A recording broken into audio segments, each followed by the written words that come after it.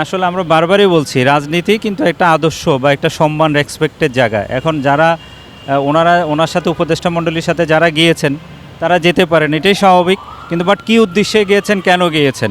বাংলাদেশ মানবিক পার্টির সভাপতি সাখাওয়াত হোসেন শুভ পেয়ার পদ্ধতি নির্বাচন, জাতিসংঘে প্রধান উপদেষ্টার সঙ্গে ৩টি রাজনৈতিক দলের নেতৃবৃন্দের সফর, আগামী জাতীয় নির্বাচন প্রসঙ্গে এক সাক্ষাৎকারে তিনি বলেন, না, এখন দাবি দাবা নিয়ে তো ইসলামী দল কেন, সব দলই তো নামতে পারে।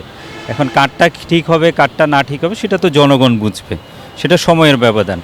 আর কারো যদি কল্যাণ চিন্তা থাকে, ভালো চিন্তা থাকে, অবশ্যই মানুষ সেটাকে রেসপেক্ট করবে। না, পিয়ার পদ্ধতিটা আমি আসলে অন্যভাবে নিয়েন না, এটা আসলে আমি নিজেও ক্লিয়ার না। তো যে কারণে আমি এই ব্যাপারে এখন কোনো মন্তব্য করতে চাই না। এটা সময় সাপেক্ষে আমরা ক্লিয়ার করব এবং আমরা বলবো। আগামী যে ফেব্রুয়ারি মাসে যে নির্বাচন কথা বলা হচ্ছে যে হবে বা রোডম্যাপ দিছে, আপনি কি বিশেষ করে নির্বাচন হবে? না, আসলে নির্বাচনী বিষয় তো নির্বাচনী যারা দায়িত্বে আছেন তারাই নির্বাচন, বা বর্তমান সরকারের যিনি দায়িত্বশীল আছেন উনি নির্বাচন করবেন, বা হয়তো ওনার চিন্তাভাবনা থেকে উনি নির্বাচন দেশের জনগণের কল্যাণে করবেন। তো সেটা নির্বাচন যদি ওনারা সিদ্ধান্ত দিয়ে থাকেন, আমার মনে হয় নির্বাচন করে ফেলাই উচিত। জাতিসংঘে আমাদের যে প্রধান উপদেষ্টা যাচ্ছে, প্রধান উপদেষ্টা সফরসঙ্গী 3টা রাজনৈতিক দলের প্রতিনিধি নিচ্ছে, এ ব্যাপারে আপনার দৃষ্টি কী মনে করছে? না, এটা আসলে রাজনীতির, আসলে আমরা বারবারই বলছি রাজনীতি কিন্তু একটা আদর্শ বা একটা সম্মান রেসপেক্টের জায়গা। এখন যারা ওনার সাথে উপদেষ্টা মণ্ডলীর সাথে যারা গিয়েছেন তারা যেতে পারেন, এটাই স্বাভাবিক। কিন্তু বাট কী উদ্দেশ্যে গিয়েছেন, কেন গিয়েছেন, সেটি কি আমাদের দেশ জাতির কল্যাণে কিনা? দেশ জাতির কল্যাণে ওয়েলকাম। মানে এতগুলো দল থাকতে এই 3জনকে কেন আপনি কি মনে করছেন? আসলে 3জনকে গেল এটা আসলে ওনার ব্যক্তিগত, আমার মনে হয় এটা ওনার পার্সোনাল জিনিস। আসলে উনি দেশের সাথে জনগণের সাথে, আমি এটা বলবো যে রাষ্ট্রে যারা দায়িত্বে থাকবেন, ক্ষমতা থাকবেন, সেখানে কোথাও যদি যাওয়া হয়, আসা হয়, কাউকে প্রতিনিধি হিসাবে দেওয়া হয়, অবশ্যই সেটা আমার মনে হয় জনগণের কাছে ক্লিয়ার করা উচিত।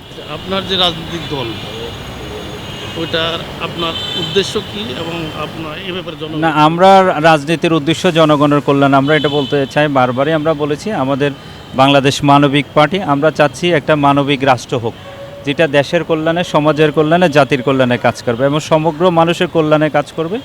আর মানুষের অনুভূতি প্রকাশটা মানুষ ওপেন করতে পারবে এবং মানুষের যে ফিলিংস আছে সেটা যেন সে সরজমিনে বলতে পারে, এবং সে যেন এটা নিজে ওপেন করে যে কোনো রাষ্ট্রের যারা দায়িত্বে থাকবেন তাদের কাছে এসে ওপেন সে তার বলার ক্ষমতাটা যেন থাকে।